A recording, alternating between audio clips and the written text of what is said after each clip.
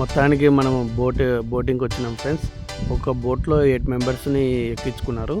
Per head వాళ్ళు 1000 rupees మనుషులను బట్టి డిమాండ్ చేస్తున్నారు. మేమైతే 800 ఇస్తాము, మేము ముగ్గురు ఉన్నా అని చెప్పినాము. మన మిత్రులు కూడా కనిపిస్తున్నారు కదా. ఇంకా మొత్తం బోట్లు బాగా హెవీగా ఉన్నాయి. వాటన్నిటి నుంచి ఒడ్డున నుంచి బయటికి నదిలోకి రావడానికి కొంచెం టైం పట్టింది. ఇప్పుడు ప్రస్తుతానికి మనం కొంచెం బయటికి రాగలిగినాము. ఇంకా మన ప్రయాణం కొనసాగుతుంది ఫ్రెండ్స్. ఈ బోటింగ్కి పర్ హెడ్ 800 ఎందుకు, అది రీజనబుల్ నాకు ఎందుకు అనిపించిందంటే, వాళ్ళు ఇక్కడ నుంచి అక్కడ త్రివేణి సంగమం దగ్గరకు పిలుచుకొని వెళ్ళి అక్కడ 1 అవర్ స్టే చేస్తారు. మనము స్నానాలు చేసి ఏదైనా పూజలు కార్యక్రమాలు పూజలు చేసుకొని తిరిగి మనం ఎక్కేంత వరకు వాళ్ళు మన కోసం స్టే చేస్తారు. మళ్ళీ పిలుచుకొని వస్తారు తిరిగి. ఫ్రెండ్స్ మన ప్రయాణం కొనసాగుతుంది. అది ఎదురుగా పెద్ద బోటు కనిపిస్తుంది కదా, అక్కడ ఉన్న జనాలందరూ కనిపిస్తుంది కదా, అది వేపీ వాళ్ళ కొరకు, అది సపరేట్ బోటు. ఇప్పుడు మనకి ఎదురుగా అవతల కనిపిస్తుంది.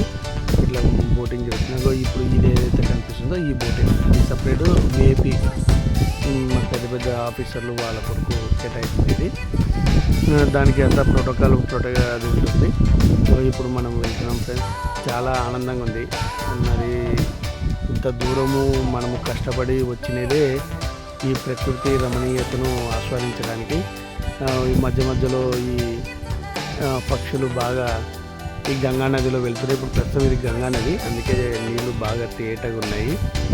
గంగా నది మధ్యలో వెళ్తున్నాము. అంటే ఇక్కడ గంగా నది ఇక్కడ మన కాశీ నుంచి వచ్చే గంగా నది, తర్వాత అయోధ్య నుంచి యమునా నది, అంతర్వాహికంగా సరస్వతి నది ప్రవేశిస్తున్నారు. ఫ్రెండ్స్ ఇక్కడ స్నానం ఆచరిస్తున్నాము.